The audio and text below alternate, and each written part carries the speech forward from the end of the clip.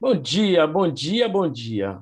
Nós somos a Escola Preta. Escola Preta essa que é um espaço de desenvolvimento e de ação para que a gente faça uma relação com a comunidade negra, transformando a sua cultura em processo didático, mas mais do que isso, exaltando a nossa participação na na construção do Brasil, na construção da civilidade brasileira. Eu estou muito feliz que a gente está chegando no momento aí de nivelamento das atividades. A gente passou um tempo conversando sobre uma série de eh, eh, assuntos, né? Esses assuntos estão se construindo em documentos digitais que serão disponibilizados para quem participou desse nosso momento, que vem desde o meio do ano até agora.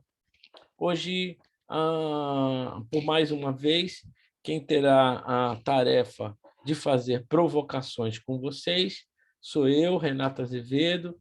Eu estou aqui representando a produção preta e também a ONG Projeto Cultura de Rua, a Procuru, e nós temos como parceiro o Estúdio Bombando, também do nosso amigo DJ Osmar Cuco.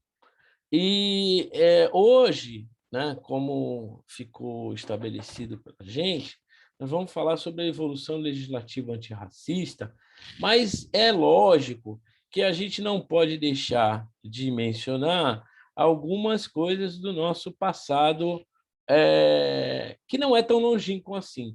Vocês todos estão me escutando bem? Estão vendo a imagem? Por favor, me deem um sinal aí de se estão ou não estão me escutando bem, estão vendo a imagem, sim. Ok, a Edna já vi que sim, né? Então vamos lá, vamos lá. É,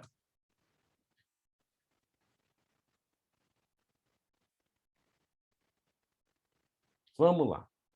Então, na verdade, a gente, como vai fazer um panorama da legislação, eu acho que é importante invocar aqui, como a gente conversa e chama o nosso espaço de escola, de que há uma reivindicação muito antiga mesmo, desde os tempos de Pretestatos Passos e Silva, desde os tempos de Firmina, em que houvesse a educação para pessoas negras. Educação essa que chegou, como a gente vai ver, a ser proibida. Então, essa legislação, a última legislação que trata sobre esse assunto, ela invoca a necessidade de cuidar da luta dos negros no Brasil e da cultura brasileira, do negro na formação da sociedade nacional, resgatando e contribuindo do povo negro às áreas social, econômica, política e também cultural, né? Pertinentes a esses fatos. Eu estou mencionando isso porque a gente vai ver fortemente o quanto é que a educação está presente nas nossas vidas de uma forma benéfica, mas também de uma forma desabonadora. Tá? Então, desde o começo, vamos deixar marcado a 11.645 de 2008, que apenas acrescenta a necessidade de que os nossos parentes, os indígenas, sejam também exaltados junto conosco, né? Que é a história da África e indígena. Na verdade, essa foi a inclusão. Mas a 10.639 ainda é vigente quando fala da necessidade de exaltar o Dia da Consciência Negra, o próximo 20 de novembro, que é o assassinato de Zumbi dos Palmares, e demonstra a nossa resistência. Mas vamos seguir.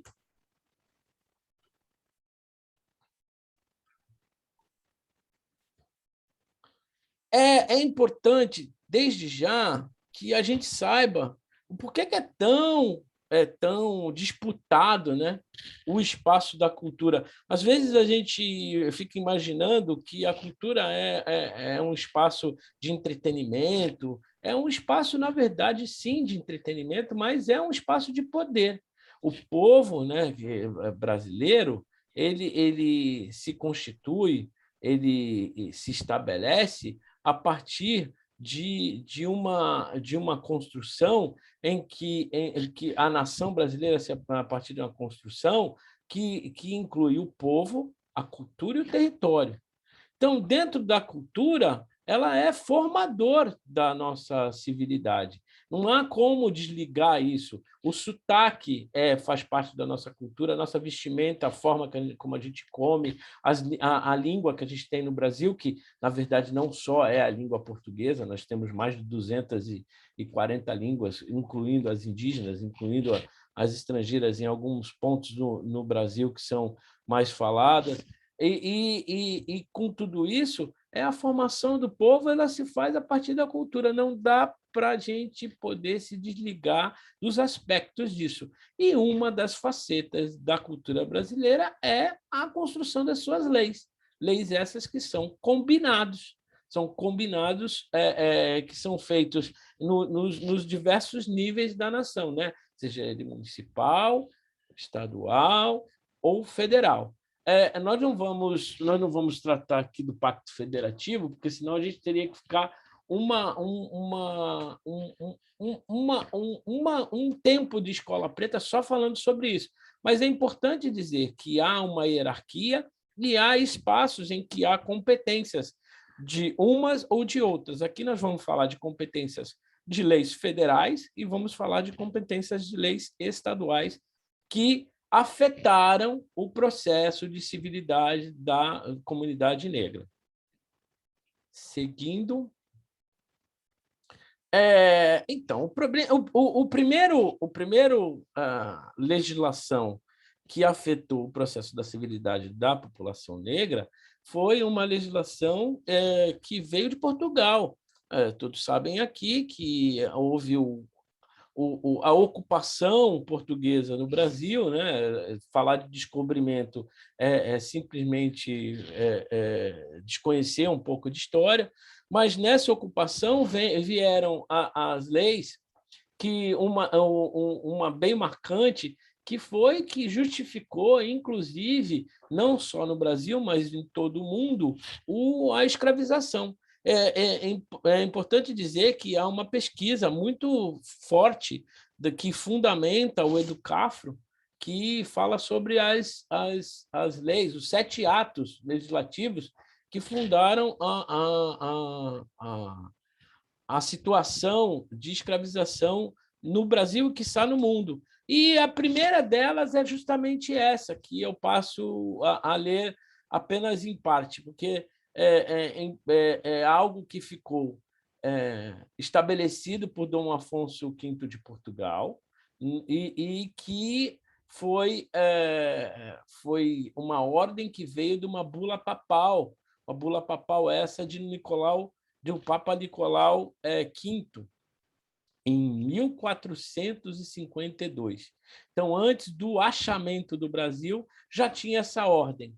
Nós lhe concedemos por esses presentes documentos, com nossa autoridade apostólica, plena e livre permissão de invadir, buscar, capturar e subjugar sarracenos e pagãos e quaisquer outros incrédulos e inimigos de Cristo. Notadamente aqui, quem não fosse cristão estava incluído nessa situação. Onde quer que estejam, qualquer lugar do mundo, conhecido ou a conhecer, como também seus reinos, o que chamavam de reinos, ducados, condados e propriedades. Olha a importância de identificar que aqui a política e a economia andando junto desde o começo.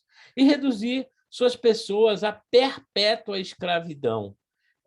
E apropriar e converter o seu uso e proveito e de seus sucessores, os reis de Portugal, em perpétuo, os supramencionados reinos, ducados, condados, principados e outras propriedades, possessões e bens semelhantes. A importância dessa ocupação e dessa fixação como escravizadores, né? Uma permissão papal. Pulando, E é importante dizer que nós estamos aqui pulando 400 anos.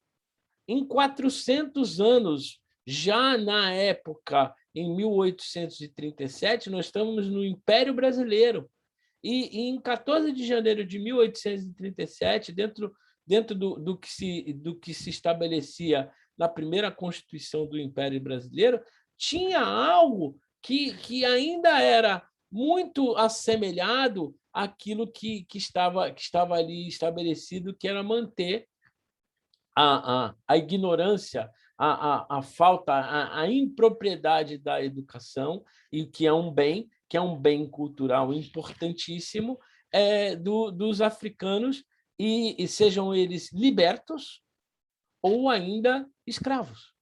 Então, os negros, independentemente de serem libertos, eles estavam proibidos de estudar. Outra dessas que a gente falou de atos estudados pelo Educafro, mas importante dizer que afetavam diretamente a impossibilidade do negro, da pessoa negra, do indivíduo negro, colocar a sua cultura, apesar de ter sido explorada, apesar de ter sido usada de uma maneira massiva por esses escravizadores em várias áreas, na agricultura, na pecuária, na mineração,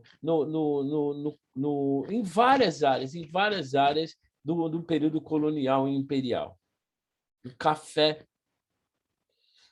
Eu dou mais um salto, e esses saltos são para que a gente note o quanto é importante perceber que a luta do escravizado e depois do negro liberto, independentemente ela é atemporal.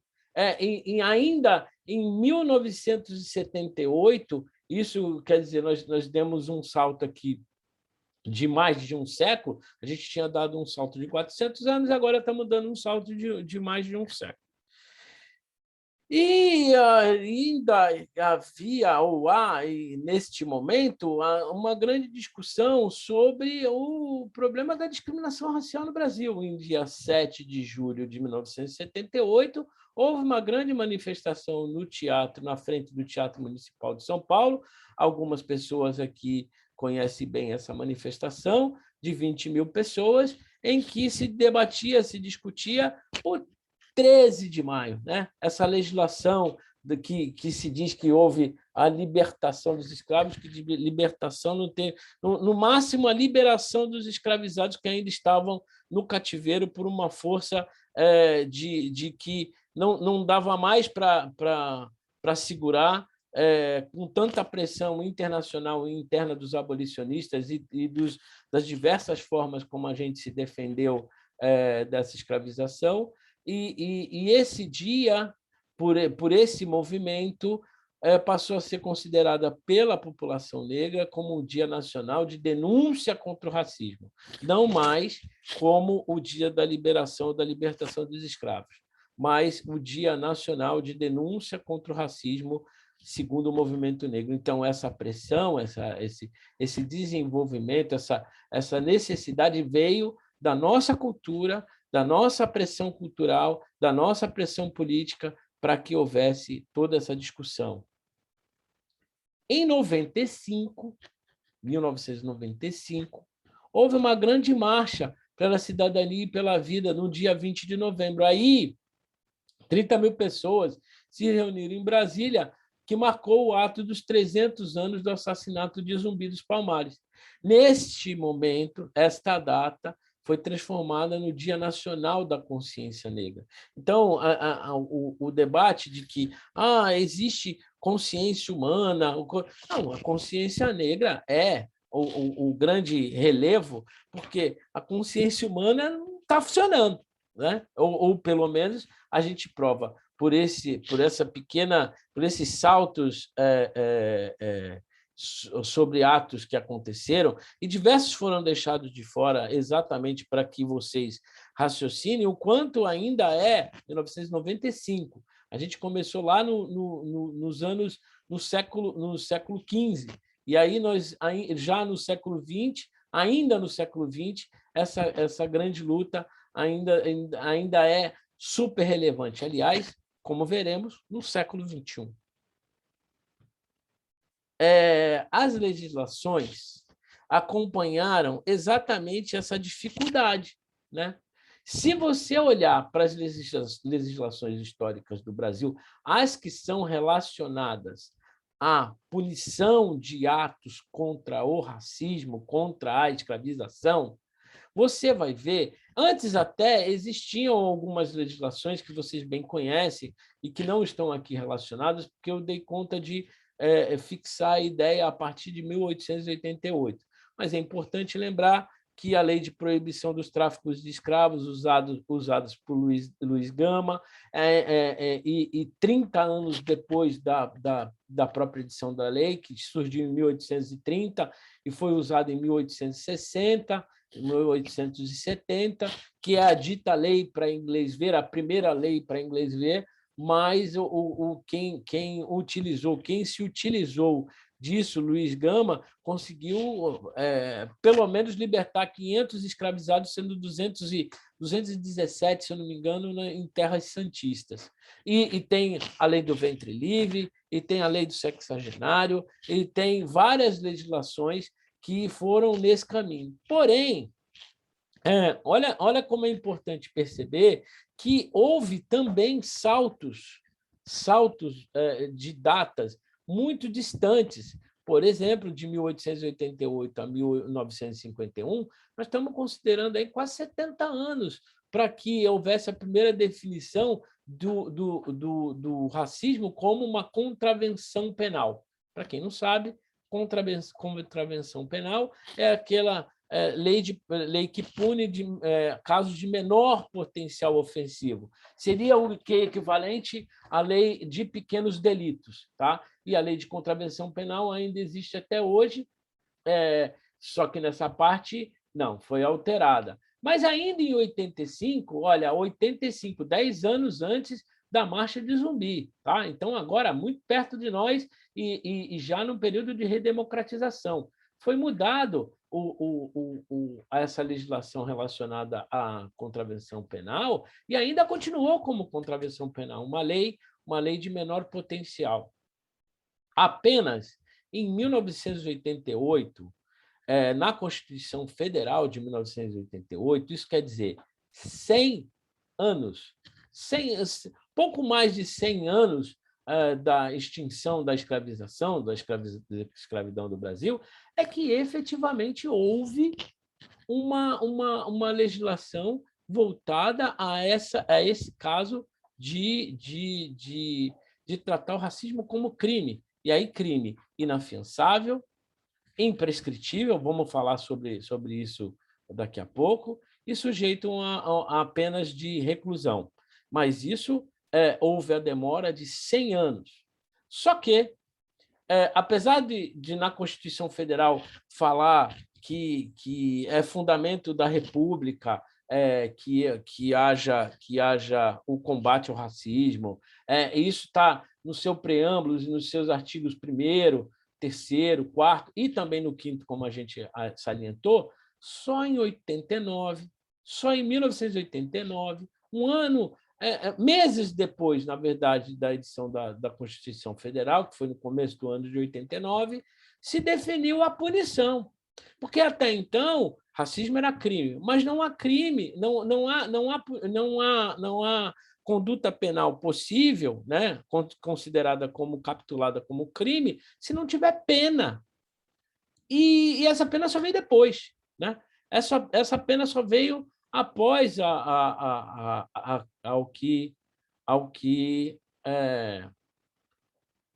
só veio depois a edição dessa legislação de 89.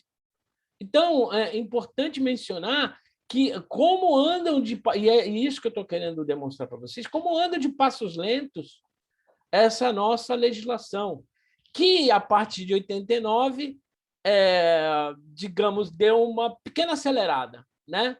Quando estabeleceu, acrescentando, por exemplo, eu pediria para todos fecharem o microfone rapidamente, enquanto eu termino aqui a nossa apresentação. mas obrigado. Como andou de passos lentos, e aí, em 1997, né, acrescenta os crimes de preconceito, raça, cor e acrescenta o tal do artigo 140 da Constituição Federal, ou, desculpa, do Código Penal, que estabelece a injúria racial. Tá? E ela é qualificada em 2003. Então, assim, neste momento, surge uma grande confusão, porque em 97, por exemplo, a injúria racial ela era considerada um outro crime que precisava e demandava e prescindia, era obrigatório que a pessoa impulsionasse a ação. Não era um crime impulsionado pelo Ministério Público, não era um crime de ação penal incondicionada, como falam no traquejo jurídico. Não era um crime que hoje, por exemplo, é assim, não era um crime que o Ministério Público tomasse conta. A pessoa tinha que tomar conta. Olha qual é a dificuldade, inclusive porque os acessos, na prática, os acessos judiciários no Brasil são muito difíceis.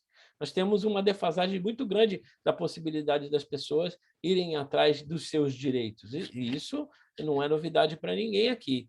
Não só por uma questão às vezes, de possibilidades financeiras, mas, às vezes, de especialidade, porque nem toda a área jurídica é voltada para o mesmo tema, e você tem que achar o profissional que é dedicado para aquela área. Então, assim, isso criou vários impedidores. Vocês vão ver que isso mudou, mas mudou agora, esse mês. Mas eu já chego lá. Outra legislação importante que definiu os conceitos de discriminação racial, que eram definidos apenas de modo internacional por convenções internacionais, como a Convenção dos Estados Americanos, Convenção de Combate ao Racismo, inclusive de várias intolerâncias, foi a de 2010, que estabeleceu o que era discriminação racial. Lá no começo do Estatuto da Igualdade Racial, estabelece nos seus primeiros artigos o que é a discriminação racial.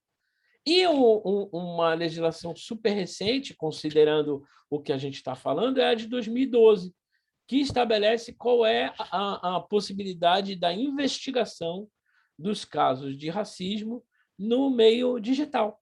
Né? Então, desde 2012, existe, inclusive, uma delegacia de investigação de processos no meio da internet. Está melhorando, se aprimorando, mas essa é uma legislação que vem de 2012 para cá. E aí, eu preciso falar um pouco do Estado de São Paulo, tá? Uma legislação que pouca gente tem noção. Antes até da gente começar a conversar, eu estava comentando aqui com Bárbara da necessidade da gente saber muito bem sobre a Lei 14.187, que ela teve o nome de São Paulo contra o Racismo. Né? Atuou muito nas áreas desportivas, especificamente no futebol. No começo desse trabalho, inclusive, teve um trabalho muito forte no começo da década de 10 do século XXI. Só que parece que, como tudo na área do racismo, foi esquecido. E aí tem um artigo específico. Aliás, eu vou trazer apenas 3 artigos dessa lei. Ela é muito pequena. Eu sugiro que vocês depois eu coloco no nosso grupo para vocês darem uma olhada. Mas ela fala o seguinte, que em todos os espaços públicos e privados precisa estar descrito que essa lei existe, sob pena de multa. Sob pena de multa. E vocês vão ver o quanto vale 100 unidades fiscais do Estado de São Paulo, vocês vão ficar estarrecidos, porque essa multa ela poderia ser utilizada para fortalecer os projetos e processos e programas de racismo no Estado de São Paulo. É uma lei que está em vigor desde 2010, só que eu depois vou perguntar para vocês se vocês já viram essa menção, né, sobre a existência dessa lei. Ele precisa estar mencionado nos espaços, nos pontos de ampla visibilidade, como ônibus. Nos espaços de ampla visibilidade, como bares, restaurantes. Inclusive, nós tivemos aqui um caso, que se a pessoa quiser contar, que viveu uma situação que, se a gente tivesse essa legislação específica na parede do estabelecimento, a gente teria um outro desfecho. Mas deixo para a pessoa contar se houver interesse. E aí, você vê que a Secretaria de Justiça e Cidadania do Estado de São Paulo, uma das secretarias, que ela é obrigada a fazer a fiscalização e o cumprimento dessa lei. Existe um grupo de trabalho que apura esses casos, funciona como um processo administrativo, como um PA, né? Como as pessoas, algumas conhecem, e podem haver, no município de Santos não há, mas pode haver nos municípios do Estado de São Paulo, já que essa é uma lei estadual, repito, não é uma lei federal, essa é uma lei estadual, podem haver convênios entre as câmaras, a Assembleia Legislativa e os municípios para que haja apuração desses casos. É simples, acontece um caso de racismo, leva para essas câmaras de apuração, se cataloga, dá oportunidade para as pessoas se defenderem, se catalogam provas, e, a partir dessas provas, a pessoa pode ser punida em advertência, multa de 1.000 UFESPs ou R$ 29.090, ou até 3.000 UFESPs, suspensão de licença estadual de funcionamento ou cassação da licença estadual de funcionamento. Isso é muito... Se estivesse em operação plena, isso deveria causar efetivamente uma redução dos casos de racismo. E só para contar para vocês que não são daqui, nós tivemos publicamente, nos últimos 4, 5 anos, uns 6 a 8 casos de racismo muito graves aqui, sejam em restaurantes, sejam em condomínios, sejam em escolas, que deveria ser aplicada essa legislação, fora a legislação que estabelece a punição criminal do racismo, tá? Que a gente já mencionou. Aí, para a gente encaminhar para o final da apresentação, eu tenho para contar para vocês uma novidade. A área jurídica tem chamado de justiça ativista, né? Eu acho que, na verdade, é uma grande correção de rumo, principalmente no que se refere a direitos humanos, que está ocorrendo no judiciário. Tá?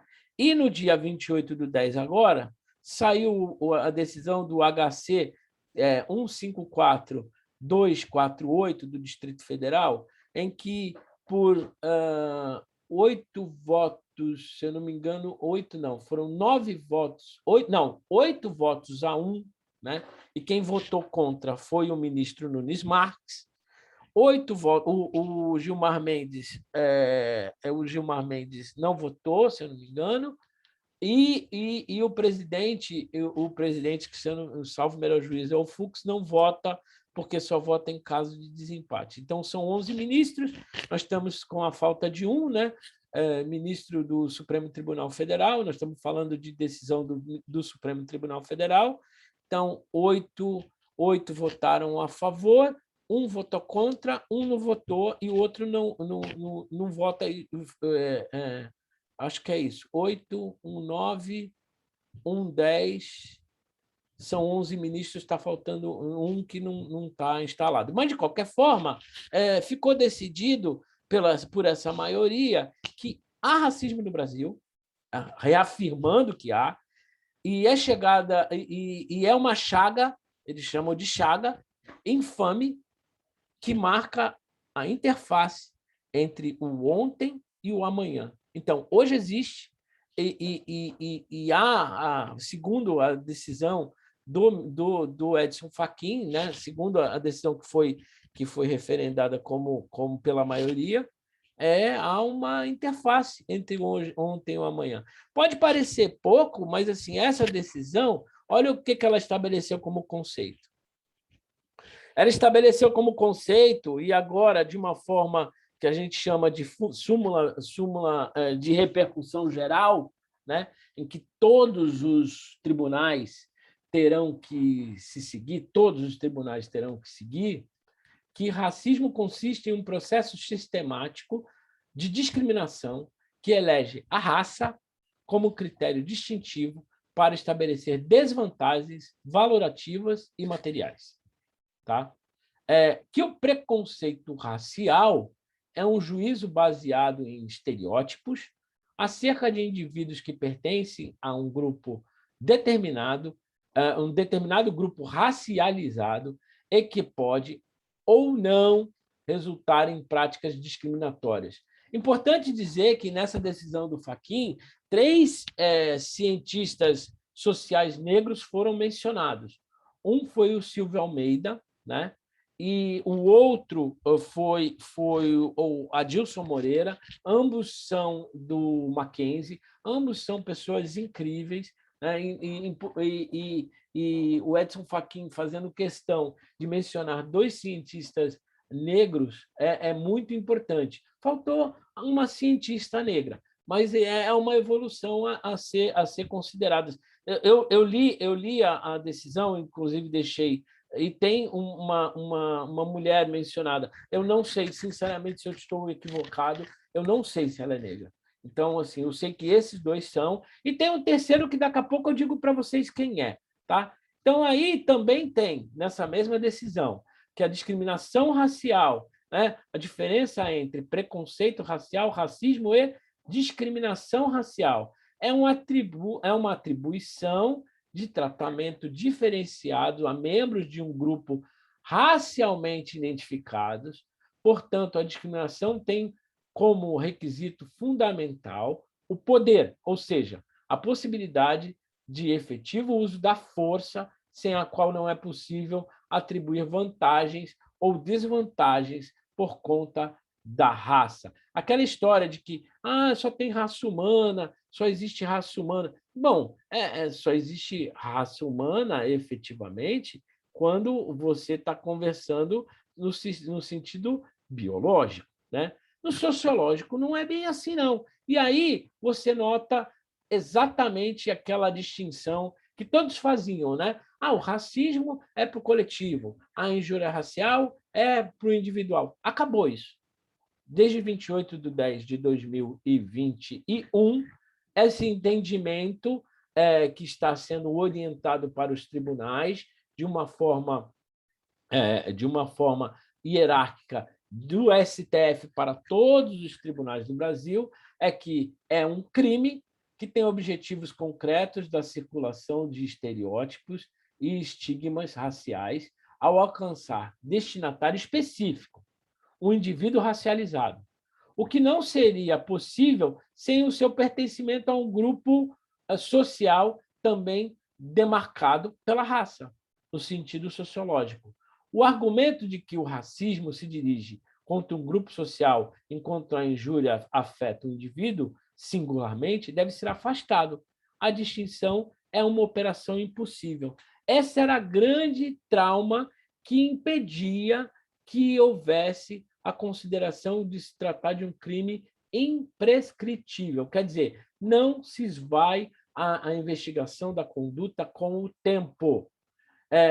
Isso é determinante para que a gente possa ter uma apuração melhor dentro das áreas da investigação criminal, dentro da investigação judiciária, que tem diferença, uma pela delegacia de polícia e outra pelo Ministério Público. Isso causou uma mudança que a gente vai ver reflexos daqui para frente, né? Porque até então era prescritível, se esvaía no tempo a injúria racial. Agora, injúria racial, discriminação racial e racismo não têm diferenças, não tem diferenças práticas. Talvez até tenha no sentido de inafiançável ou afiançável, mas essa é uma discussão para outro momento. E aí, o terceiro membro que é comentado na decisão do Edson Fachin é um membro do nosso Escola Preta, que é o senhor Evair Augusto Alves dos Santos, que brevemente estará conosco, que ele é comentado na decisão em que se estabelece como é que se percebe o racismo no que se refere às instituições.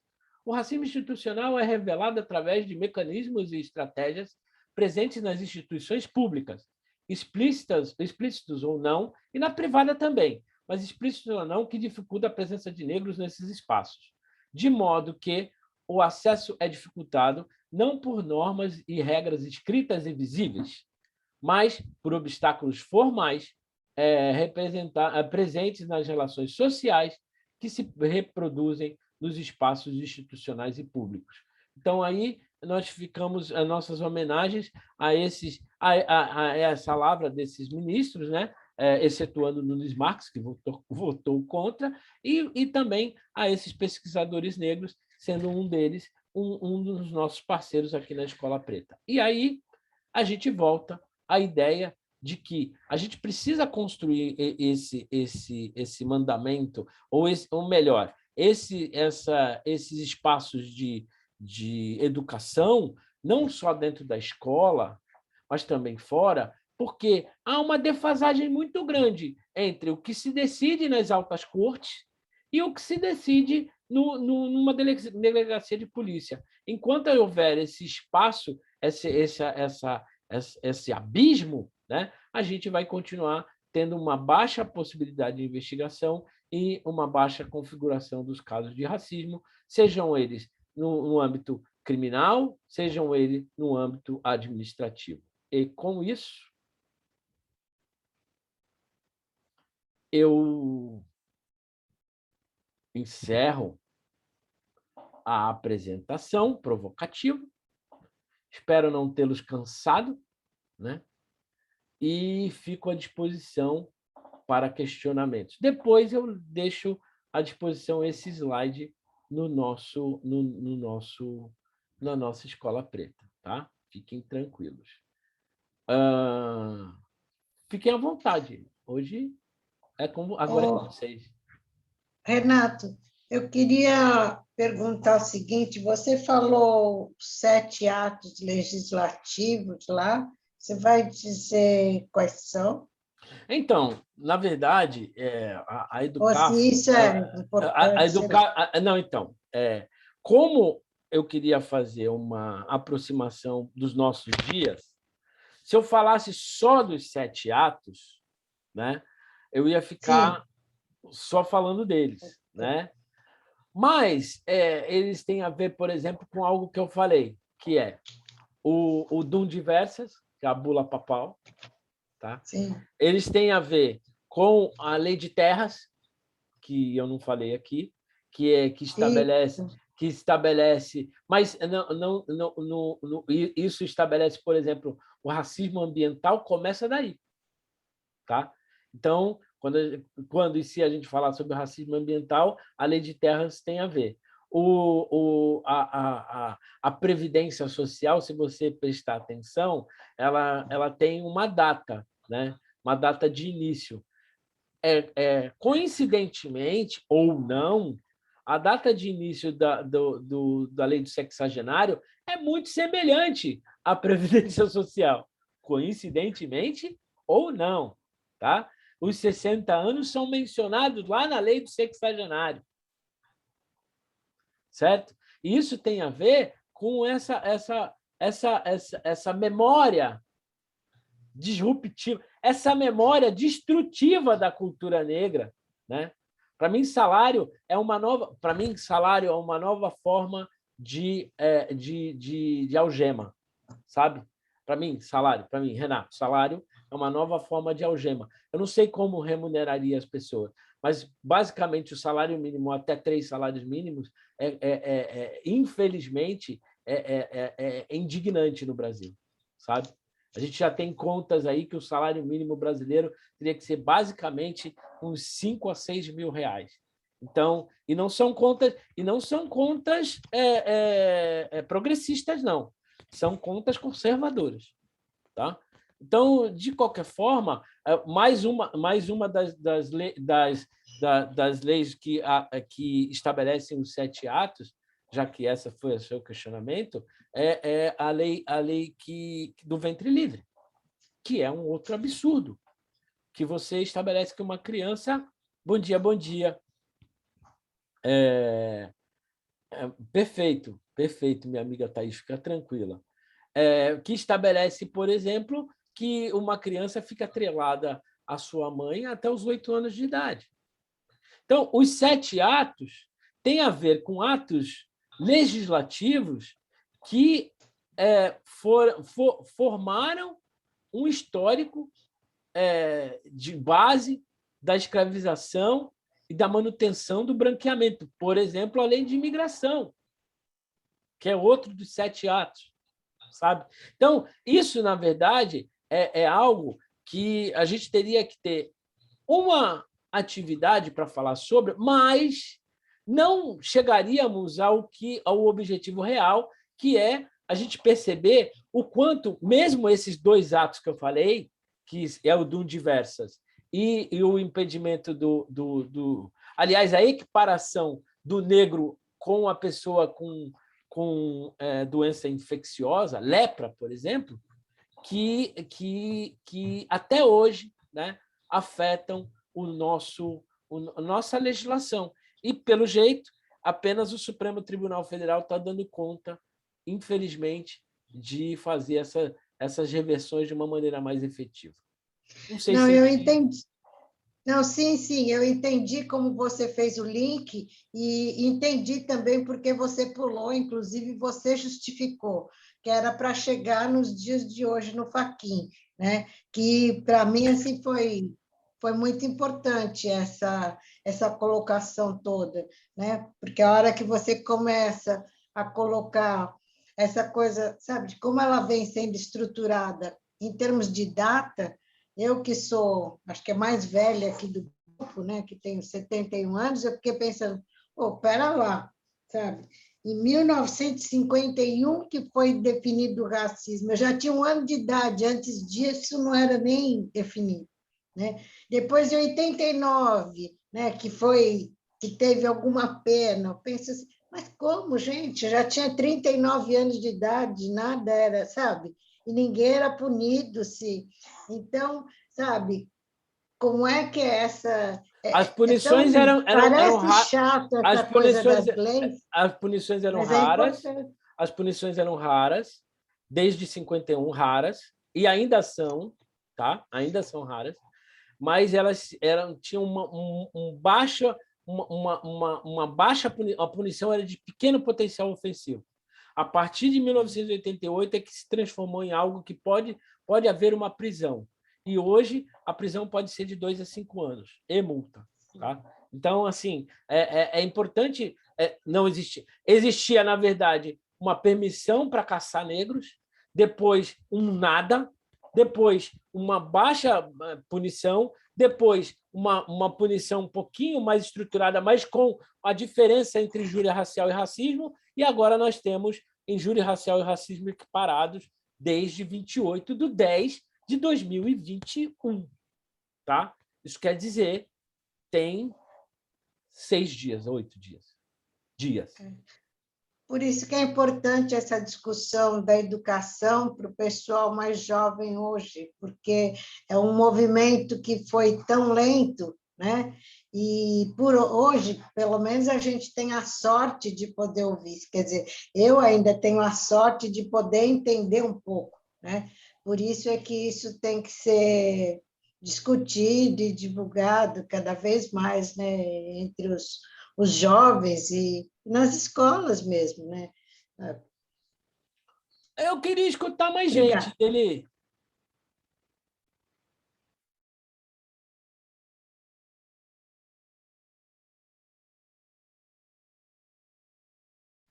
Vamos lá, gente. Eu estou fechando meu microfone para escutar vocês. Eu não quero ficar aqui falando sozinho.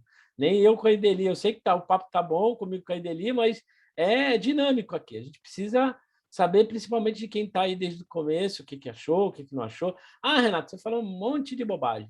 Eu acho que não tem nada a ver com isso. Eu acho que não tem nada de racismo no Brasil, não. Está errado, Faquin. É isso. E tudo bem. A gente está aqui para escutar todas as possibilidades.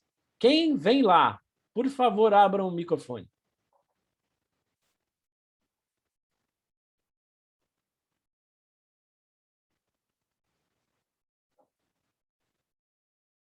Será que eu estou falando sozinho? Preocupado com vocês aí. Vocês estão impactados, é isso? É impacto?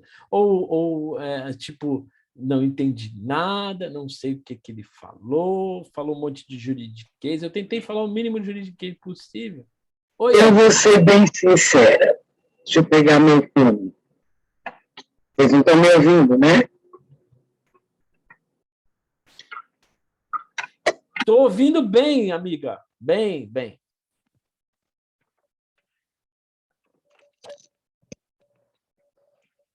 Bom dia, pessoal. Bom dia a todos, né? Ai, pessoal, a gente falar quando chega no hospital, daqui a pouco. Bom dia a todos, meus amigos, minhas amigas. Olha, vou falar francamente, ontem eu estava assistindo o filme Zumbi dos Palmares, e hoje sou pega, assim, com esse tema, né? Que eu estava esperando outro.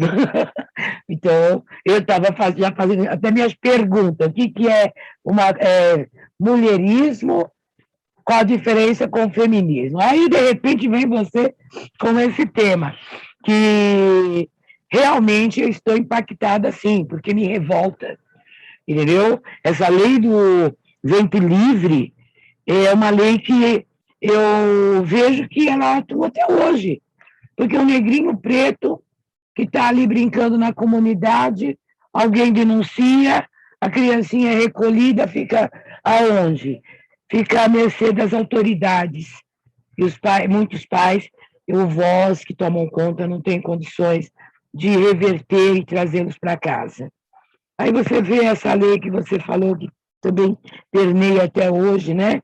Nós, quando vamos mexer com luas, hoje eu não, porque já até esqueci um pouco dessa legislação, não mexo mais com essas questões, mas quando você ia mexer com luas, quem eram os mais afetados? Que vem também através dessa lei do sexualismo, né? Os idosos de 60 anos, entendeu? Que para receber um benefício até hoje, né, e ainda foi mexido, é uma dificuldade.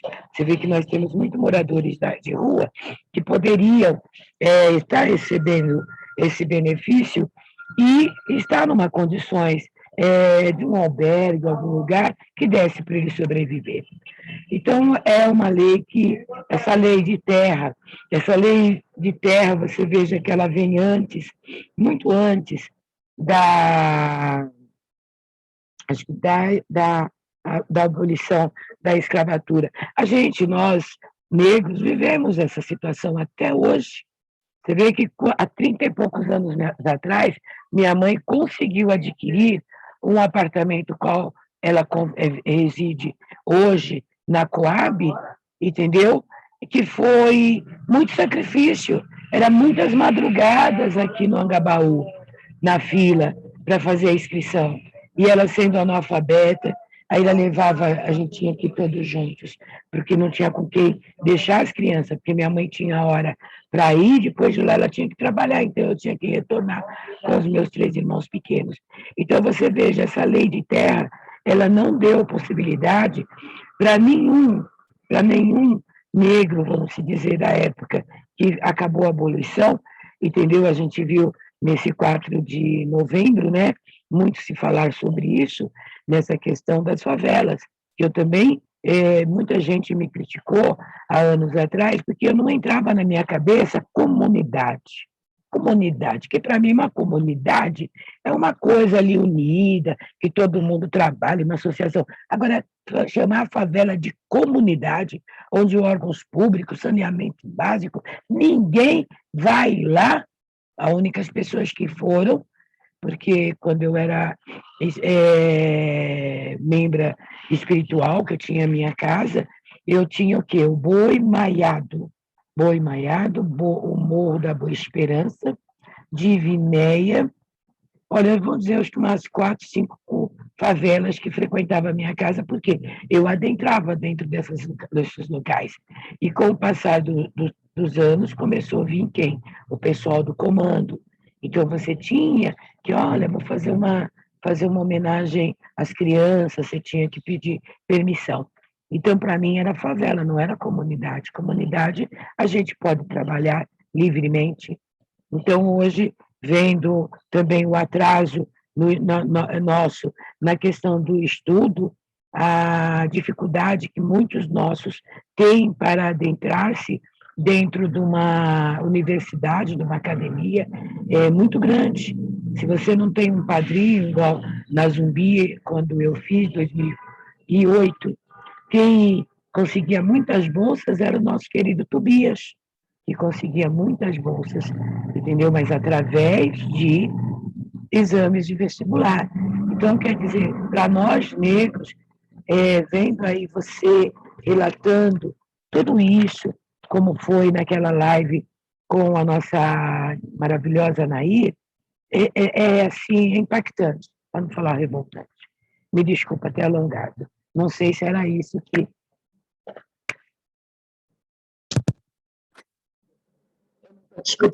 Você tem que dar a sua opinião. E aí é para isso que nós estamos aqui. Na verdade, a ideia é que a gente construa os nossos espaços de opinião. Foi citada a Anaí. Anaí está aí, Anaí? Anaí está podendo nos ouvir, Anaí? Se puder, dá um oi aqui para a gente. Bom dia, meus amores. Eu estou aqui, sim. Eu estou ajeitando os negócios aqui. Por isso que a câmera está desligada. Mas, assim... Eu amo você, Anaí. Você sabe que eu te amo, te amo, te amo, te amo. E agora, mais do que tudo, eu tenho aquela felicidade, porque mesmo que eu não esteja vendo você, eu estou vendo aqui seu nome. Eu te amo muito, muito, muito. Estou muito emocionada em tê-la conosco. Olha, Reinaldo, muito obrigada por ter me convidado, por fazer parte, porque a dona Edilene, ela falou até de um evento, eu espero que ela compartilhe, porque é outra pessoa também que eu quero conhecer. Deli. E deixa eu parar por aqui, porque eu não posso ficar emocionada. Eu fico emocionada, eu perco a voz. Calma. Bom, gente, assim, eu falo que todo dia é sempre um processo de aprendizagem, né? Então, quando a gente começa a pensar na legislação, né, em quem nós somos e aonde nós estamos e o que queremos, a nossa luta ela é extremamente árdua, né? Existe uma lei, existe uma legislação, mas nem sempre, aos olhos da sociedade, ela é cumprida. Haja visto que o Renato acabou de colocar, né? A Lei 14.000, eu não lembro... 14.187 de 2010. 14.187. Isso. Então, assim, se nós estivéssemos, se todos os estabelecimentos, né, públicos e privados tivesse a plaquinha dessa lei, muitas coisas seriam evitadas. Mas aí vem a pergunta: é interessante que as pessoas saibam? Creio que não, né? Porque se fosse de interesse de todos, né? E quando eu digo todos, eu não digo nós da população negra, mas de quem tem o poder capital na nossa sociedade, isso não aconteceria. Então, cabe nós fazer valer, né?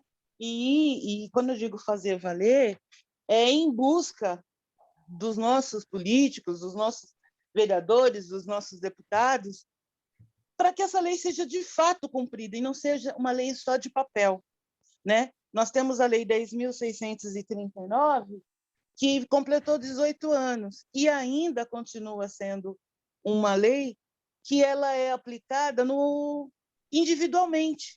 São pessoas que têm a predisposição.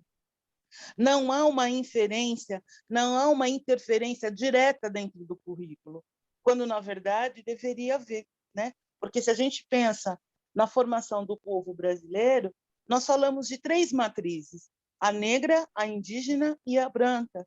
Só que, infelizmente, ainda hoje, nós vivemos sobre uma única égide. Nós vivemos ainda um currículo e uma sociedade totalmente colonizada. Ela não está descolonizada, ela ainda está colonizada.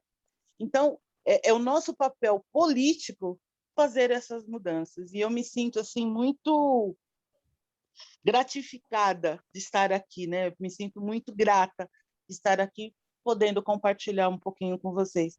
E só fazendo uma ressalva, Renato, aquela lei que fala da não obrigatoriedade dos negros na escola, na época do Império, quero ressaltar que era uma lei de diretrizes e bases da educação da época, tá? Então, as pessoas não conseguem compreender que a lei do Império ainda impacta na Lei 10.639 nos dias de hoje. Perfeito. Era isso.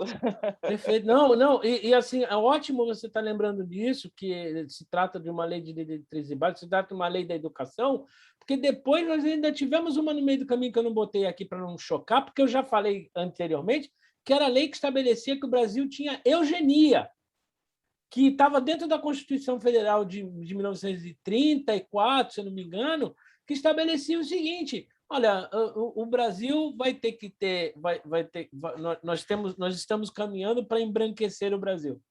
E aí, com isso, nós estabelecemos aqui que nossa política vai ser de tornar todos alvos claros, lindos, né? Isso estava dentro do... Por isso que eu falei o poder da cultura no começo. O poder da cultura, ele é transformador. A gente tem que entender o quanto a cultura é utilizada para nos impedir de avançar, né? Então, é isso. Com certeza. E aí, nessa brincadeira, né, da legislação, a gente tem a lei do boi, né, que eu acho que é uma lei que muito complementa tudo que a gente vem dizendo, né? O que é racismo e o que não é racismo, né? Então, quando eu costumo dizer que quando você coloca uma cor numa situação, aí a coisa ela realmente começa a ficar um tanto quanto complicada. Porque quando a gente pensa na lei do boi, quem era favorecido, né, não era a comunidade negra. E aí hoje, quando a gente fala da lei de cotas para dentro das universidades, dentro do serviço público, há todo um escândalo. E que, na verdade, isso aconteceu em 1963. Então, do que a gente está falando, né? Para quem não sabe, a lei do boi ela estabelecia que filhos de fazendeiros teriam acesso à medicina veterinária e à agronomia de uma maneira melhorada a partir de cotas. Tá? Então, eram cotas para filhos de fazendeiros e para medicina veterinária, e fazendeiros e filhos de fazendeiros para medicina veterinária, quer dizer, latifundiários, né? para medicina veterinária e agronomia. Muito bem lembrado, muito bem lembrado. Lembrando aqui que deixamos uma série de espaços vazios para irem completando, como o Deli falou, como a Edna falou, como a Anaí falou, e eu gostaria de escutar as outras pessoas. Por favor! Eu estou pedindo porque assim parece até que está todo mundo meio... Mas não é possível, isso não é Brasil. Não, é o Brasil. É o Brasil, né? E aí nós temos Neuza Mori, que foi convidada pela nossa amiga Meire Francisca do Careno, também uma grande parceira aqui da Escola Preta, que fica à vontade para falar, se pegou, se está entendendo. Também fica à vontade para falar o que você quiser. Thaís Helena, minha querida Thaís Helena, depois da gente conversar aqui, eu gostaria de trocar uma ideia com você, que é importante essa ideia sobre, a gente até mencionou aqui mais cedo, sobre o racismo ambiental. Jaime Paixão, que teve a oportunidade de entrar rapidamente aqui, se quiser falar. Rebeca e Jonadab, Jonadab teve que sair, ele está trabalhando hoje, mas Rebeca está nos ouvindo.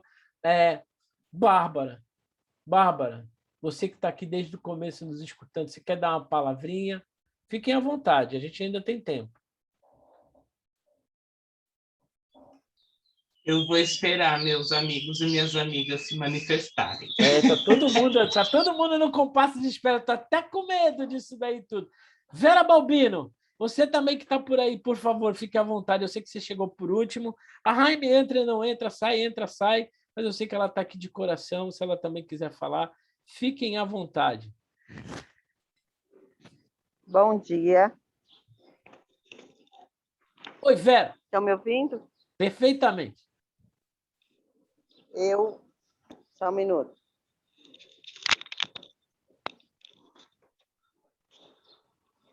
Eu estou em trânsito, mas estou ligada em vocês. E cheguei um pouco tarde. Está me ouvindo? Sim. Cheguei um pouco tarde, né? E estou aqui aprendendo com vocês, relembrando algumas coisas. E vou fazer aqui um paralelo com a prática do dia a dia, né? Nós temos aí uma legislação que até certo ponto contempla bastante coisa daquilo que nós precisamos, mas a gente tem uma realidade muito dura. Vou contar para vocês uma experiência que eu tive essa semana, quarta-feira, que é dia. Eu sou coordenadora pedagógica de uma escola em Cubatão, e nessa semana eu propus nas reuniões semanais da HPC, mais uma vez, né, a discussão sobre educação étnico-racial. E comecei perguntando para elas, primeiro, a dificuldade que elas tiveram, se elas presenciaram alguma cena de racismo na escola, se tinha alunos racistas. Então, assim, teve vários depoimentos assim de que sempre houve, né, essas situações de preconceito e racismo, mas eles apontam geralmente por parte das crianças, né? Geralmente, os professores não enxergam o que elas praticam, como se o racismo fosse algo que viesse sempre de fora, nunca de nós mesmos. Até aí, até mais ou menos, né? Porque aí a minha proposta era ouvi-las, a partir daí começar um novo trabalho. Aí eu falei da necessidade da gente trabalhar, porque nós temos a necessidade de incluir a todos os nossos alunos, né? Faz parte da nossa competência pedagógica, incluir a todos, e para incluir a todos eu tenho que falar sobre todos, falar sobre a cultura de todos, falar sobre a história de todos os povos e assim por diante. Além da obrigação da lei, que nós já temos, né? Que é muito importante, mas não é determinante. O que é determinante é incluir a todos os alunos com qualidade. Fui interrompida por uma colega, dizendo que nós estávamos perdendo tempo, que não havia necessidade de perder tempo de uma reunião de HTPC para falar isso, e que o problema do racismo era algo que vinha da cabeça das pessoas, de algumas pessoas, e que as pessoas que criavam as situações de racismo, e que ela não tem preconceito nenhum, que ela resolve as coisas de uma forma muito fácil, né? Porque para ela é tudo muito claro e muito definido, homem é homem, e ainda me falou isso, em relação à questão de gênero, homem é homem, mulher é mulher, e aqui em casa nós não temos racista, não somos racistas, eu sei muito bem lidar com isso, e pior do que isso, eu tenho 2 filhos mestiços, meu marido é negro. Aí entrei com aquela conversa de novo, né, que não é uma escolha, né? Nós temos alunos que nós precisamos incluir e tal. Então, ela acabou saindo da reunião antes de terminar a discussão. Estava já no final já do nosso tempo, mas ela saiu um pouco antes e não viu o depoimento dos professores que fizeram foram contra o que ela falaram, né? E apoiaram o trabalho da discussão na escola. Um dos professores, inclusive, falou lindamente que a gente não pode colocar o problema debaixo do tapete, que o racismo é um assunto que nós temos que discutir, faz parte do dia a dia das escolas, então a gente tem que discutir antes que haja as ações de discriminação. Mas eu fiquei assim, sabe, boca aberta. Como que uma professora pode falar uma coisa dessa, né? Então, e até concluir junto com a turma que a educação ela liberta. A educação, ela liberta, ela transforma, mas ao mesmo tempo que ela liberta e transforma, a educação também aprisiona. Porque eu posso levar para um aluno, eu, enquanto equipe, enquanto professor, posso levar para o aluno palavras que vai libertar, palavras que vai colaborar com a construção da identidade dele, palavras que vai construir o projeto de vida dele, o projeto de vida saudável, mas um professor também pode colaborar para que uma criança, para que um ser humano seja alguém com problemas de identidade, alguém com frustrações, alguém que não consiga evoluir na sua vida por traumas que foram plantados na cabeça dos alunos. Então, a educação, ao mesmo tempo que transforma, deforma. Então, a gente precisa tomar muito cuidado com isso, e principalmente porque na hora das ações, nós precisamos de seres humanos, e esses seres humanos não podem se constituir em ilhas de excelência, só eu, outro, precisa de todo mundo.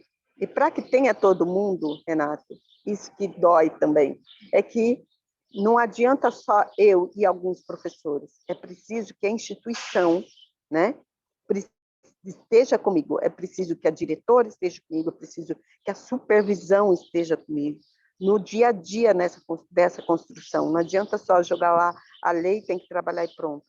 É preciso que todo mundo esteja falando a mesma língua, todo mundo junto, não apenas lá nos bancos da sala de aula, na parte do conteúdo, do currículo acadêmico, mas também no dia a dia da escola, junto ali com todo mundo, entendeu? E é isso que nós precisamos construir. E ilhas de excelência está ficando pouco, porque os problemas estão acrescentando cada vez mais. Então, a gente tem realmente ilhas de excelência, professores muito bons, mas nós precisamos deixar de ser ilhas de excelência. Eu não sei como fazer isso. Eu luto faz 33 anos contra isso, mas está difícil. Cada vez que, né, a gente até sabe, mas quando você encontra uma pessoa dessa, dando um depoimento desse durante uma reunião, e depois, pior que isso, fugindo do resto da discussão, é difícil, é difícil. É difícil porque, às vezes, você fica sem chão. O nosso espaço da Escola Preta, um dos nossos propósitos é exatamente fazer conexões.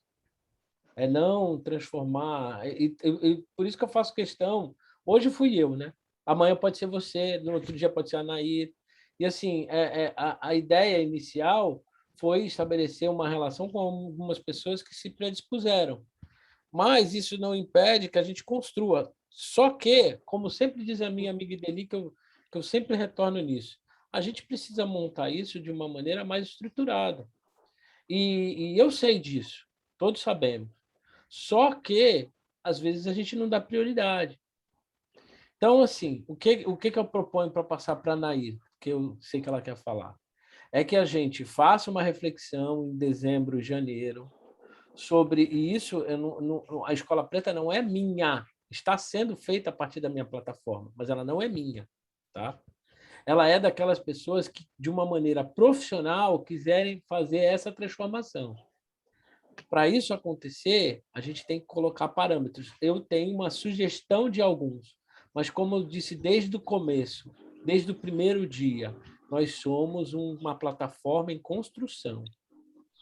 E em outubro a gente ia ver se ia continuar ou não. Nós já estamos em novembro.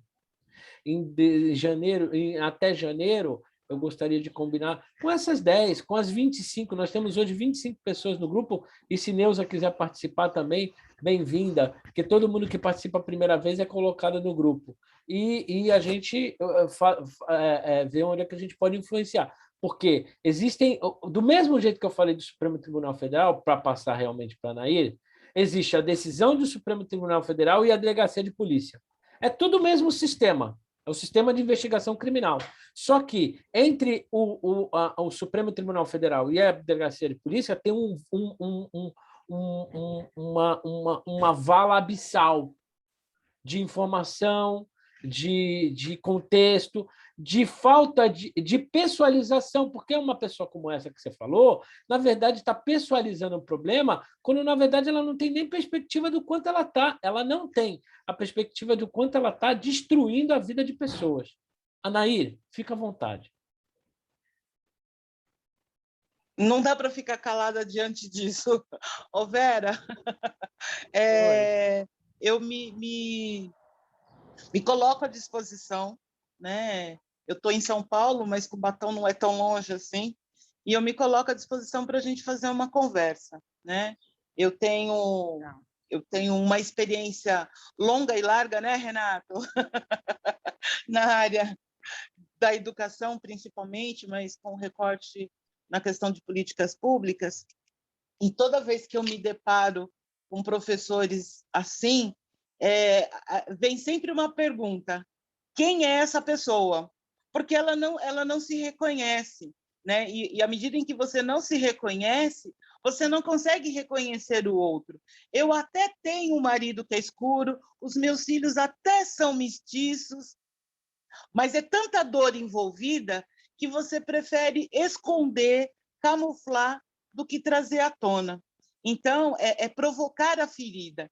E a gente só provoca a ferida com leituras, com conhecimento, né? E não é no eu acho, porque tudo que a gente acha, a gente perde.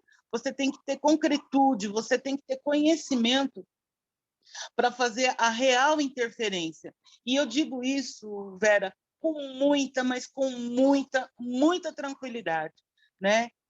Eu falo que dentro do magistério eu me sinto uma pessoa assim extremamente contemplada, porque eu trabalhei com todas as modalidades de ensino, desde a educação infantil até o ensino superior, formação, preparação de professores, diretores e supervisores para concurso público, né, trabalhando com matemática racial. Então, e o que eu consigo trazer toda essa experiência? É muita dor envolvida e a pessoa se nega a reconhecer, porque à medida em que você não quer falar do assunto, esse assunto te machuca. E você tem muitas questões mal resolvidas nesse processo, mas aí é uma coisa pessoal. Agora, de cunho pedagógico, você tem razão. Você não pode ser uma pessoa solo nesse espaço, né? Existe uma legislação, essa legislação ela tem que ser cumprida, e se a pessoa não sabe, ela tem que ser punida, né? E cabe ao diretor, cabe ao coordenador, cabe ao supervisor da escola fazer a intervenção corretamente. E se eles não sabem, eles têm que saber. Eles têm que saber. Então, a minha sugestão para você: não se sinta só. Essa pessoa é uma pessoa nociva, mas é uma pessoa que clama por ajuda. E eu estou disposta a te ajudar no que for preciso. Nós vamos contar com esse ajudamento. Pode ficar tranquila, nós vamos fazer isso acontecer em Cubatão, em Santos, no estado de São Paulo. Fica tranquilo, mas é isso. Como é que a gente faz com que isso ganhe forma e força? É por isso que vai ter um momento que a gente vai conversar sobre isso. Vera, eu sei que você quer falar, mas vamos deixar a Neuza... O Ministério Público é um bom caminho. Não, então, eu vou falar uma coisa só para você saber. Eu propus 8 ações em 8 municípios diferentes, justamente para a aplicação da 11.645. Sabe quantas vingaram? Uma. E eu vou te falar por que vingaram. Vingou porque o promotor teve a sensibilidade de entender, e ele é branco, teve uma sensibilidade de entender o quanto era importante isso. Não foi em Santos. E o Ministério Público Federal tem uma cartilha de 60 páginas de como o Ministério Público age, que foi construído lá com a professora Petronilha, lá em São Carlos. E o Ministério Público não age. Então, assim, é bem mais complexo do que simplesmente gritar Ministério Público. Neuza Mori. É Mori? É Mori seu nome? Então, Neuza Mori. Depois a gente volta a essa discussão, Vera. Eu vou te dar a palavra de novo. Deixa a Neuza falar, por favor. Fala, Neuza. Mas tem que abrir o microfone. Para falar, tem que abrir o microfone. Toca na tela e... Primeiramente, eu quero me apresentar, né? E Já desde estou grata pelo acolhimento, né, de todos do grupo, pela Lei Karina, que me fez convite, né, porque se não fosse ela, eu não conhecia você. Eu sou Lori, sou daqui do Quilombo Iuquara, sou professora de História da rede estadual, sou quilombola, né, negra, nem preciso dizer que eu sou, né? E gostei muito do tema, né? É a primeira vez que estou, né? E o que eu tenho a dizer assim, gratidão, gratidão, gratidão. E eu quero que vocês me coloquem no grupo, quero continuar participando junto com vocês. E vou precisar de muito apoio, incentivo, porque aquilo que a companheira falou, né? Muitas vezes a gente deixa de falar alguma coisa, deixa de gritar, não é medo, é porque se acha só. Né? Então, estando em grupo, olhando o nosso entorno, vendo que tem inúmeras pessoas, inúmeros problemas com a mesma problemática, a gente fica mais fácil somar e estar junto. É isso que eu tenho a dizer. Eu sei o quanto é difícil no Vale do Ribeira. Muito difícil. É muito difícil, é muito difícil. Inclusive, a conexão é muito difícil. O seu som, eu consegui escutar, mas eu acho que teve gente que não conseguiu. Mas você está, além de estar já no nosso grupo, bem-vinda, né? Você tem muito a nos ensinar, porque você tem uma prática de situações aí que a gente desconhece, tá? E como uma pessoa que se autodenomina, que está presente na cultura quilombola, nós, urbanos, não temos a mínima noção do que é isso, do que é ser quilombola. Nós não temos essa noção, tá? Então, você é bem-vinda para trocar, para ser professora, ser aluna, que esse é o nosso ritmo. Aqui a gente, às vezes, é professora, às vezes é aluna, às vezes é professora, às vezes é aluna. E é isso para todos nós que estamos aqui. Bem-vinda, Neuza. Fica à vontade. Só vou te pedir um grande favor. Assim, você pede para me mandar o seu telefone, que eu não tenho, ou então você escreve aqui no chat o seu telefone para eu poder já anotar rapidamente e poder te incluir ainda hoje no grupo que terá a 26ª pessoa, que é você. Muito bem-vindo. Ok, gratidão. Vera, você quer voltar à carga? Desculpa te cortar, não foi um corte, na verdade é que eu queria escutar a Neuza, mas pode voltar à carga. Eu só queria agradecer, né, a ajuda e falar que realmente eu clamo por ajuda nesse aspecto. Inclusive, já para a semana que vem, se ela pudesse me mandar um texto, alguma coisa que eu já pudesse trabalhar, porque eu estou pensando qual o meu próximo passo, né? Depois disso, eu estou pensando esse final de semana, estou tirando uns dias aí para descansar, uns 2 dias para descansar, mas eu estou aqui descansando e pensando meu próximo passo para a reunião de quarta-feira. Pensei em vários textos, alguma coisa, eu estou pensando em alguma coisa para colocar em pauta, para discussão e para realizar, né, as ações que eu posso, até onde eu posso ir. Porque tem muita coisa para fazer e nem tudo dá para a gente realizar. Mas propor, provocar, eu posso. Então, gostaria que a colega, se pudesse compartilhar comigo alguma coisa nesse sentido, gostaria muito. A Anaí, com certeza. Não, vou deixar ela falar. Fala aí, Anaí. Eu vou compartilhar, sim. Eu tenho um texto publicado chamado Desconstrução de Práticas Racistas no Contexto Escolar. Né? Eu acho que vem muito de encontro com tudo que você está vivendo e vivenciando. Então, pode contar comigo. Obrigada. Bem legal, gente, bem legal. Essas conexões são muito, muito interessantes. Eu queria escutar quem não falou. Queria escutar quem não falou. Por favor. Quem, por exemplo? Você, por exemplo. Eu sabia que ia sobrar. Estou brincando. Bom dia a todas, todos e todes. Que bom revê-las, encontrá-las, conhecê-las virtualmente.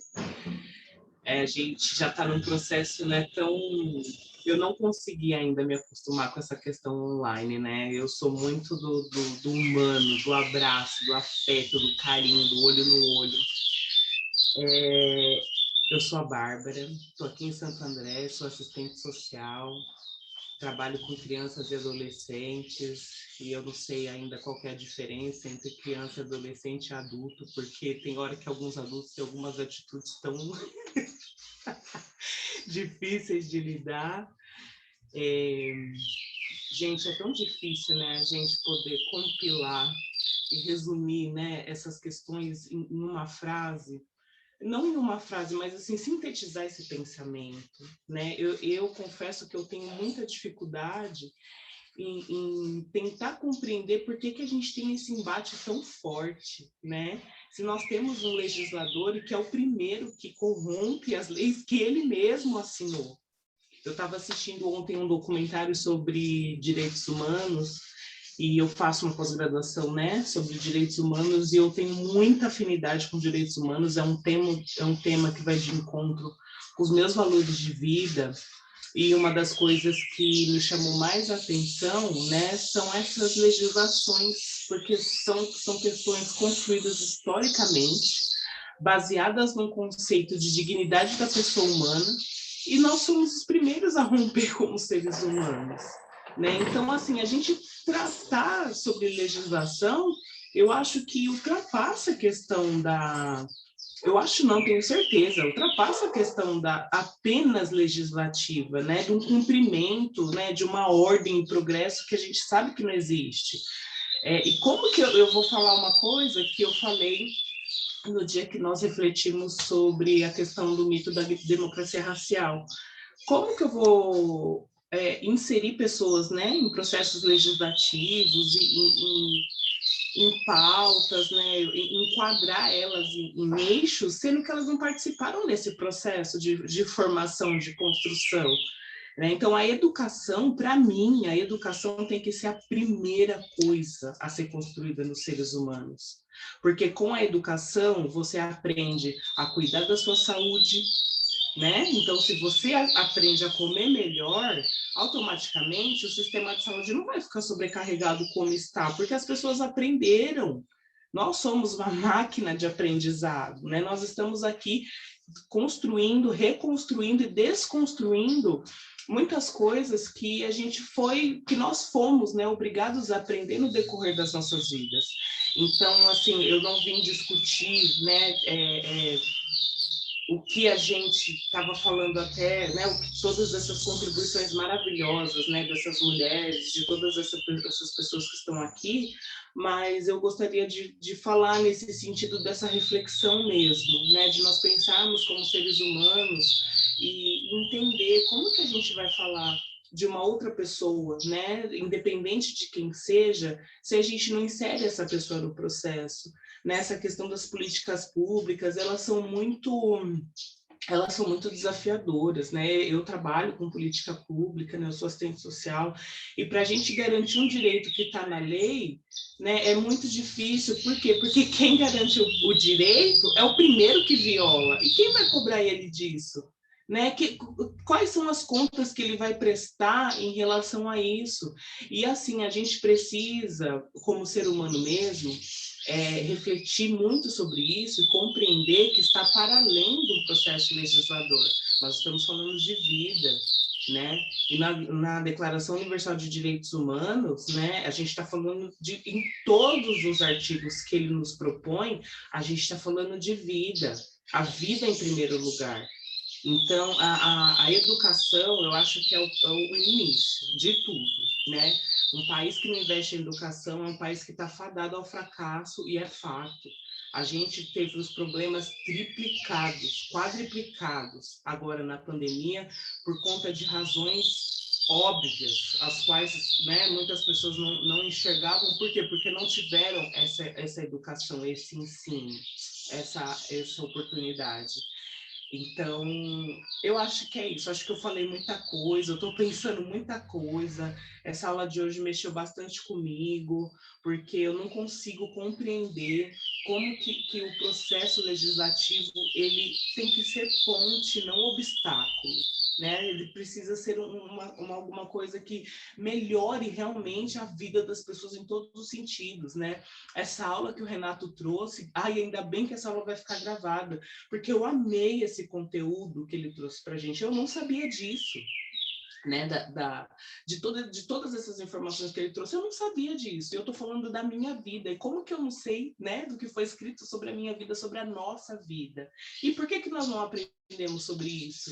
Né? Porque somente quando eu ingressei na faculdade que eu tive acesso a determinados conteúdos, eu já trouxe isso para a gente refletir também.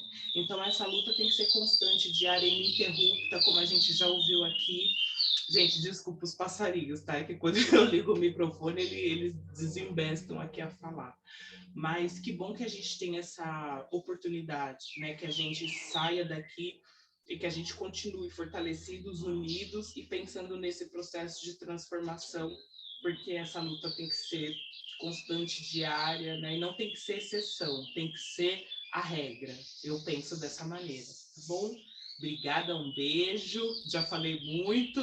São muitas coisas para a gente refletir. Deli, estou muito feliz de te ver. Edna também. Que bom que vocês estão bem. Fico muito feliz em reencontrá-las.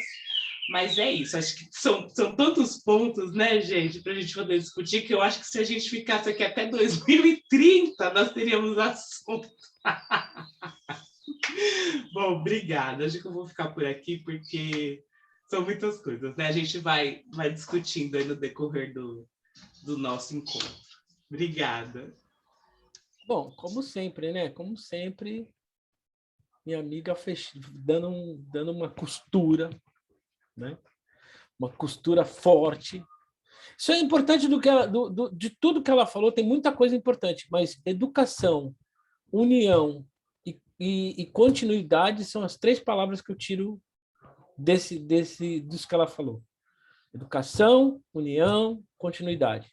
Porque, assim, tudo bem que, poxa, eu tenho um conhecimento, mas eu tenho um conhecimento que, se sozinho, eu vou ficar olhando para o tempo. Ontem, por exemplo, eu tive numa atividade do hip hop em São Vicente, que eu aprendi mais do que 3 anos de ensino sobre o que era o hip hop. Eu aprendi na prática. As batalhas de sangue. As batalhas de sangue, elas não são só de palavrões. Tem muita coisa que tem ali que tem que dar uma pesquisada, uma ideia, uma proposta. Então, assim, Anaí, muito obrigado pela sua participação, sempre muito bem-vinda. Você está no grupo, a gente vai construir aí esse caminho. A Vera deu um indicativo, como sempre, de um bom lugar para começar, mas eu reflito que a gente precisa preparar um 2022 bem concreto, porque eu gostaria de dizer para vocês que eu estou espalhando o nome Escola Preta por aqui. A gente vai ter uma atividade que é em Santos, dia 29, que eu vou pedir a gentileza para quem puder, eu ainda não sei o horário, mas deve ser dentro da SEDUC de Santos. Eu gostaria de contar com vocês nesse mesmo ritmo, só que ao invés de fazer de onde eu estou sentado, da nave da minha casa, nós vamos fazer de lá da Secretaria de Educação. E quem puder participar, dentre vocês que estão nos acompanhando, exatamente para fazer essa discussão que a gente faz, porque vai ser uma escola preta especial, com a presença de um auditório, só que nós vamos estar nas nossas casas sentados e um telão vai nos mostrar para esse auditório. Eu ainda não sei se vai ser também nas redes sociais, isso eu ainda vou ver, mas com certeza a nossa proposta é construir no dia 29 uma escola preta especial em que a gente vai escolher um tema, ou talvez uma mistura de temas. Até lá nós vamos conversar sobre isso, para a gente apresentar para a educação de Santos. E também um outro assunto que agora, nos dias 9, 10 e 11, eu vou fazer uma palestra para 14, 15 anos, 13, 14, 15 anos de idade, em 3 colégios da área continental, periferia de São Vicente, em que a gente vai falar sobre este tema que a gente falou hoje. Talvez no dia 29 seja bom esse tema, mas com algumas outras mudanças, alguma coisa que seja trazida, como disse a nossa amiga Bárbara, com mais humanização. Tá? Talvez seja bem importante isso. E no dia 16, também, agora para a Guarda Metropolitana de Santos, nós vamos falar sobre a Escola Preta, este tema também, que eu acho de suma importância, porque é um tapa na cara, na verdade, dos legisladores que são morosos e do executivo que deixa de cumprir coisas que são bem básicas e estão escritas há muito tempo. Então, eu abro a palavra agora para quem não falou. Aliás, daqui quem não falou, eu não sei se pode falar, é o povo da Bahia. Hoje o povo da Bahia ficou quieto, rapaz. Eu estou até impressionado, porque é um povo que gosta de participar, e hoje está aí quietinho, não falou nada. É isso que eu ia falar, Fabiana. As nossas meninas. Não, a Rebeca e a Jaime estão aqui, mas a Jaime, inclusive, ela disse que ia estar numa atividade, ela ia entrar, ela está marcando presença aqui, mas ela está na atividade. E a Rebeca está com o Jonadab também aí, eles estão fazendo algumas atividades. Eu não sei se pode... A Jaime aí falando. Falou, professor. Bom dia a todos, todas, todes. Amores, bom dia. Realmente, eu estou na instituição privada, educacional, no pré-ENEM, pós-ENEM. Eu não aguento mais nesse nome ENEM. Enfim, mas assim, não tem como não estar aqui, né? É importantíssimo por tudo que eu ouvi até aqui, questões de legislação, questão do nosso povo e a nossa história na legislação. E aí, teve uma fala aí sobre a questão do nosso povo, da favela, e aí a gente lembrar que dia 4 foi o dia da favela, e entender esse contexto dentro da lei. Não vou falar de lei, porque não é o meu lugar, né? Mas, assim, essa história de favela, essa história de comunidade, teve alguém que comentou sobre isso, né? Favela, comunidade, como é que nos descrevem, quais são os nossos direitos reais, né? Dessa foi a Edna. Foi a Edna. Foi o que eu estava ouvindo, que eu estava fazendo exercício com os meninos. E aí você fica se perguntando, né? Quais são mesmo os nossos direitos dentro desse processo, né? A favela, ela vem do início da Revolta de Canudos e do retorno desses soldados que fez um genocídio com mais de 20 mil pessoas, volta para o Rio de Janeiro em busca do que o governo tinha prometido. E aí você tem vários mecanismos de lei aí nesse processo dessa promessa, do que se cobra, de quando você vai lá no Morro da Providência, que já tinha moradores que tinham saído dos... E o nome me faltou agora, né? Dos cortiços. Então, é toda uma interligação, mas e essa favela, a favelização, que vem de uma árvore que tem espinho, que é conhecida como mandioca braba, tantos contextos relacionados que a gente volta para a questão jurídica, que às vezes lhe falta ar. Aí eu acho que teve uma professora que comentou de uma reunião, né, ao qual ela ficou chateada, indignada, e eu vivencio isso aqui diariamente, porque eu trabalho na escola em Lauro de Freitas, Vilas do Atlântico, que é um bairro classe A de Vilas, é o de Lauro de Freitas, né, que é uma região próxima de Salvador. E essas questões de tipo assim, Novembro Negro, e aí, vai fazer o que Novembro Negro? Eu falei, nada, porque eu só faço o ano todo, então eu não vou focar em falar do Novembro Negro agora, porque é interessante para a escola, sabe? Tá no site, tá no Instagram. Não convido ninguém, não trago ninguém, não faço nada. Já faço meus trabalhos em sala de aula. A gente está falando sobre a questão da construção da favela, da lei de terra, que você tinha explicado aí, Renato. E são tantas ausências, né, de informação. A professora falou, que ela é de São Paulo, que ela falou, né, com relação à questão desse conhecimento. Se eu não conheço a lei, eu posso cobrar da lei? você não cobra da lei, você não vai lá, porque as demandas do nosso povo é muito grande, dolorosa em várias situações, e aí como é que você vai querer ficar questionando a lei? Eu tenho trabalho num projeto também à tarde, lá no bairro lá em Salvador, no bairro de Cajazeiras, que a gente chama de Cajazeiras, é um quilombo do Urubu, era um quilombo do Urubu, e aí a gente percebe lá assim, ó, como é que eu vou no Ministério Público, o pessoal trata a gente tão mal? É assim que as donas de casa vão comentando. Então, a busca por esses direitos da legislação, ele é muito complexo, porque eles, né, o sistema prefere que a gente não vá procurar nossos direitos, o povo tem outras demandas de sobrevivência, e ficamos nesse impasse, e aí a gente vai empurrando, vai chegando em algum lugar, ou não vai chegar em lugar nenhum. Então, essa questão do conhecimento retorna para os sábados, né?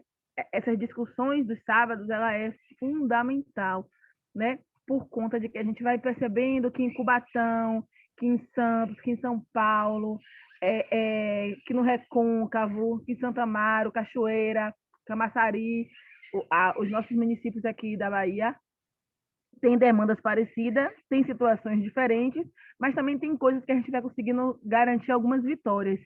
Mas se não compartilharmos essas informações, eu fico no meu mundo brigando aqui sozinha, e quem está em Cubatão vai brigar sozinha lá em Cubatão, ou em Santos, ou em São Vicente. Então, automaticamente, essa união de conhecimento, de dúvida, de dar a mão, de ir para o embate junto, de tocar fogo quando for preciso, de queimar pneu quando for necessário, para fazer essa lei funcionar. Porque se não for assim, a gente vai nadar, e eu não sei nem se consegue morrer no seco, eu acho que vai morrer lá no fundo do mar mesmo, né?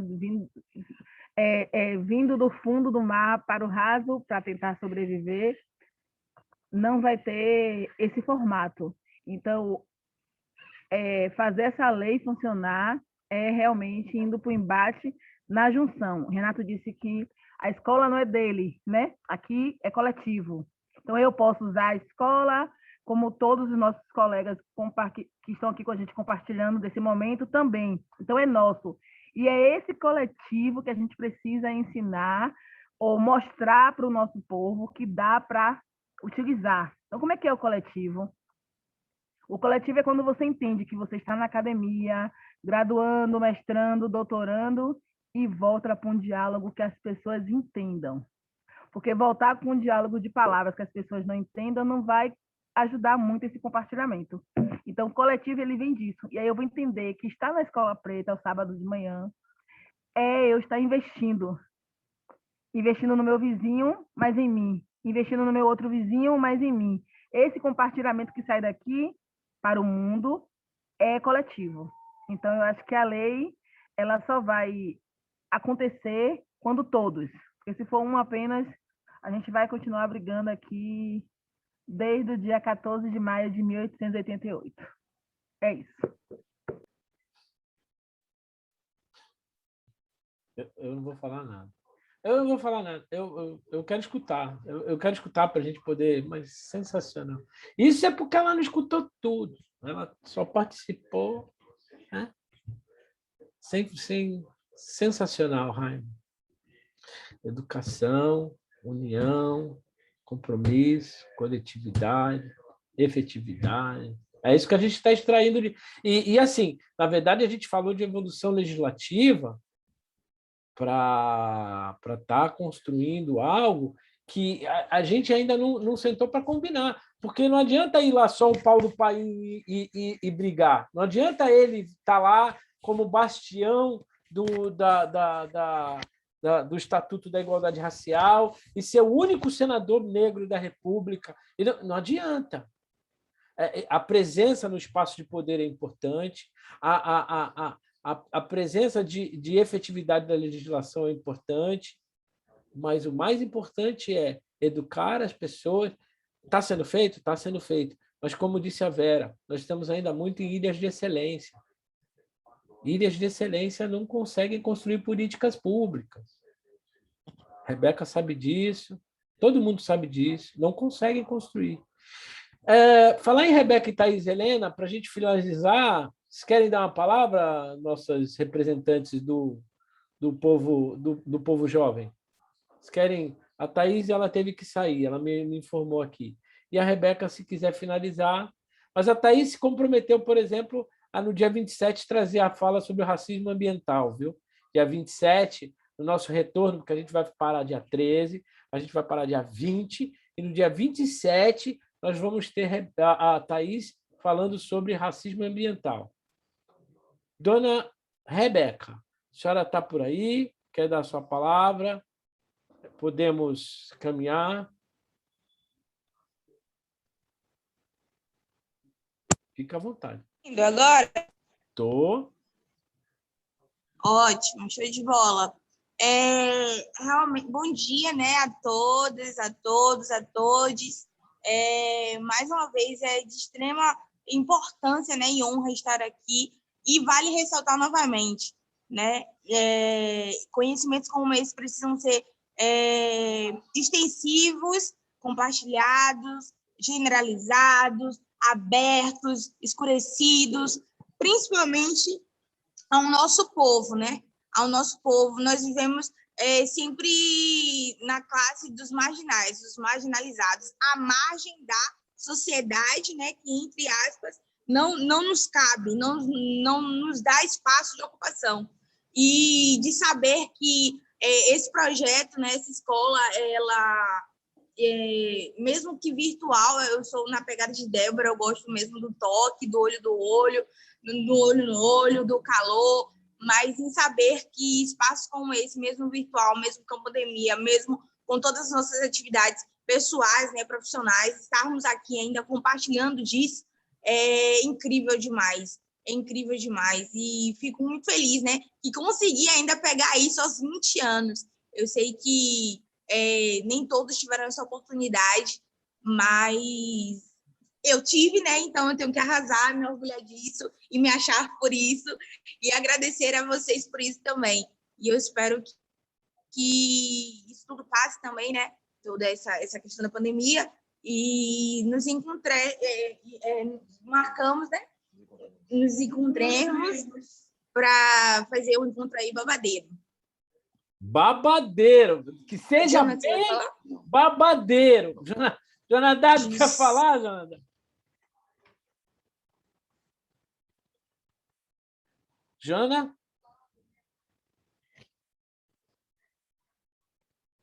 Bom, Thaís, sobrou para você. Quer falar?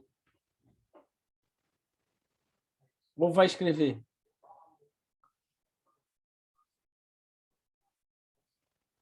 Não? Bom. Repete aí, eu não consegui te ouvir. Deu uma travada. Deu uma travada real. Jonadab quer falar? Jonadab quer falar? Tá travando. Só... O 5G está chegando. Ô, Jonadab! Tudo jóia? Seguinte, eu não vou falar muito porque eu não acompanhei. Quem acompanhou mais a aula de hoje foi a Bel. Estava em uma reunião. Mas é basicamente isso. É só reiterar mesmo o que ela falou, a importância de espaços como esse para nós nos empoderarmos da nossa história, da nossa cultura, do que nós somos. Forte abraço. Muito obrigado, meu amigo. Thaís, vamos? É possível? Se não, vou passar para a Ideli, que pediu a fala. Fala, Ideli. Não é que eu fico agoniada, né? Tanta coisa legal, né? Esse grupo é muito rico. Eu fiquei assim muito entusiasmada com a Vera, com a Anaíra, não tinha ouvido. A Neuza, que veio hoje, que falou, sabe, do que... Nossa, quanta coisa para aprender com essas pessoas, né? Então, eu estou muito estimulada e quero agradecer muito, né, esse grupo, assim, pela força que ele traz, né, pelo conteúdo que ele traz e as reflexões que ele traz também. E você, Renato, que falou que vai fazer essa fala, convidou as pessoas e tal, eu fiquei pensando, você, em algum momento também, ou alguém falou em quem somos e o que queremos. Eu acho que é bem isso, o que é a Escola Preta, né? Sabe? É o quem somos e o que queremos, né?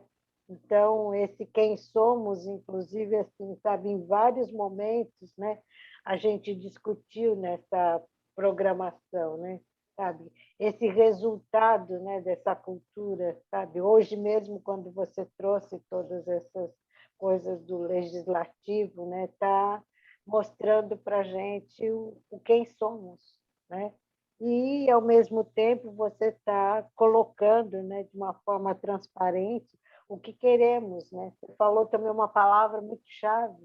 A gente quer o quê? A presença, né, efetiva, né, desta legislação, né? A presença efetiva, né, desses educadores, né, sabe, diante dessa construção toda. Então, era isso, né? E agradecer, e bom fim de semana para todo mundo. Bom, eu me sinto contemplado, né? A Thaís vai ter um dia para ela falar algo que eu acho que tem muito a ver com tudo isso que a gente está falando, mas ela vai ter o momento dela. E eu vou abrir espaço para a Edna, que quer comentar, falar alguma coisa. Fala, minha amiga. Então, mas a nossa querida, a Adeli, eu sempre falo... Ela, lá no início, ela fez um convite para nós. E eu querendo arrumar uma desculpa para pegar a estrada, entendeu? Sem pagar a condução, é lógico, eu queria que ela repetisse essa data novamente. Nos convidando. Dia 29, deixa eu... Dia 29, é isso? É isso, Deli? Então faz você o convite, já que você é conselheira também. Abre. É que a gente não sabe o horário.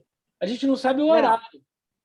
O Conselho da Comunidade Negra, né, tem toda uma programação, e dentro dessa programação, eu posso até falar depois, mas assim, o que tem muito a ver assim, de perto com a gente é a fala do Renato, né, que vai ser no dia 29 de novembro, né, o que eles colocaram no conselho aqui provavelmente vai ser no auditório da SEDUC, mas aí a gente coloca isso no grupo, né, onde ele vai falar dessa caminhada da Escola Preta, como ele disse agora mesmo, ele vai construir.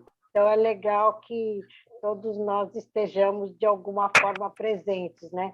Se o evento for híbrido, né, sabe, ou presencialmente ou virtualmente, né, para, inclusive, assim, fortalecer esse espaço que já é tão forte.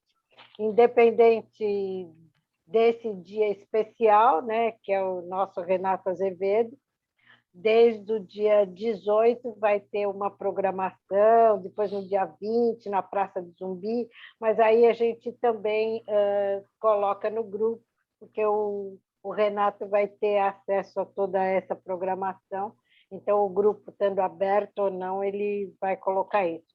Mas dia 29, gente, vamos lá, né, dar uma força para a Escola Preta, né? E compartilhar para todo mundo comparecer para ouvir o nosso amigo aqui falando desse programa fantástico. Era isso. Beijos para você, Edna. Eu adoro esse chapéuzinho. Se ninguém mais vai falar nada, eu me despeço e desejo a todas e todas, na verdade todas, né? Porque hoje eu estou aqui de bendito é o fruto mesmo. Que todas tenham um final de semana. Jonadab, é verdade, velho, tu está aí. É que aparece Rezeca primeiro, não. Jonadab e eu estamos aqui representando eles. Não, ó. Um grande beijo para vocês. Muito obrigado. Muito obrigado. Sem vocês seria impossível. A Escola Preta é nossa. Que a gente consiga... Fala, Edna.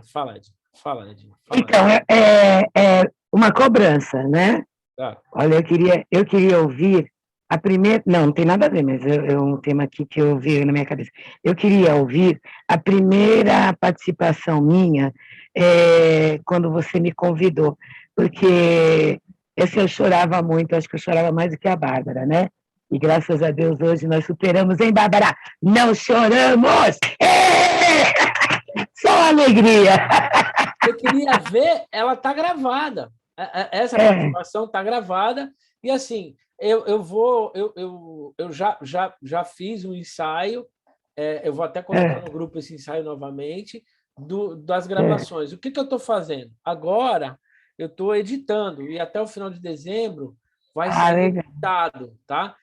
Eu não imaginei botar o choro, mas tudo bem. Tem uma gravação que vai continuar no grupo para nós, que é integral, tá? Então, depois eu vejo aqui qual é a que você está mencionando, que eu me lembro qual é, e aí eu mando para você exclusivamente, tá? Mas é uma gravação de 2 horas, e elas vão se transformar em gravações de 40 minutos, para poder ser possível as pessoas que não participaram verem. E é isso a Escola Preta. Vai ser um documento digital que a gente vai apresentar por aí como nosso cartão de visita. E então, é isso. Meu querido professor Renato, nós tivemos a oportunidade, eu acredito que não só eu, mas outras pessoas também, de ouvir a live contigo, que foi um assunto assim maravilhoso, está assim na minha cabeça até agora, e tu falaste que ia mandar aquelas datas que eu achei importantíssimas, que eu quero fazer a minha construção na minha fala. Eu sei, é o cronograma negro anual. Isso vai chegar no final de novembro, porque eu vou fazer um calendário da Escola Preta. Tipo, o 2 de fevereiro, o 21 de janeiro, o 21 de janeiro, o 2 de fevereiro, o 21 de março, o 25 de julho. Eu vou organizar isso e vou mandar para vocês. Fica tranquila, mas não vai ser agora. Vai ser... Não, fico... Vou ver se eu mando, até o dia 20, eu vou ver se eu mando isso daí, que é uma coisa que não é difícil de fazer, não. Mais alguém? Mais alguma coisa? Não? Sim? Não? Se ninguém mais tem nada a dizer, muito obrigado por hoje. Fiquem com Deus. Jonadab, estamos juntos, estamos aí. Beijo, bom final de semana. E a gente se vê. Muito obrigado, gente. Um beijo, beijo, beijo. Fica com Deus. Beijo, gente. Beijo, tchau.